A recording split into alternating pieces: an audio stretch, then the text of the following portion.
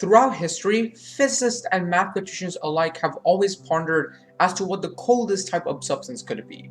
But it really wasn't until the mid-20th century that the Bose-Einstein condensate was found, deemed to be one of the most coldest substances in the known universe. Within this state of matter, the particles use so much kinetic energy that they start to clump together and condense, forming as individual waves rather than individual particles themselves, and reaching temperatures well near 0 degrees Kelvin. In order to achieve such a state, rubidium-87 lasers are typically used in order to take away the kinetic energy, or in this case the heat, that's transmitted by these particles. And these particles in the long run act much more like bosons than they do as regular matter lattices or fermions. To picture this scenario nicely, imagine that you have a boiling pot of water. Within this boiling pot of water, you then put a lid over it. You notice that the water molecules start to condense and rapidly evaporate, and as they do so, they start to clump together and form condensates.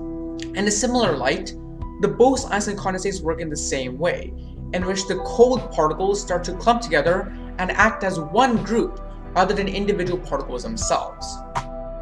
Now, the history of the Bose-Einstein condensate is quite interesting. It first started off with the theoretical calculations made by the Indian mathematician Satyendra Bose, who later on sent it to Albert Einstein, who saw those works as being very applicable and later on published those works in his later life. However, it really wouldn't be until 1995 that thanks to some MIT researchers as well as Eric Cornell and Carl Wyman would we see that Bose-Einstein condensates can actually form in a laboratory environment, and was later demonstrated again in 2018 in the Cold Atom Laboratory in NASA, who found out that the Bose-Einstein condensates can exist freely in space without the requirement of magnetic fields. Now let's ask the question that everyone really wants to know. Why do Bose-Einstein condensates actually matter?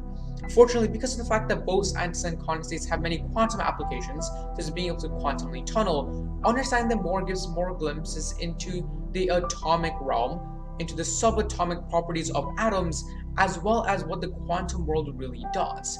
And in the long run, it gives us more insight into lithography, gravitational fields, and lasers that should impact millions across the world. However, there's simply not too much information that we know of when it comes to Bose-Einstein condensates in the status quo.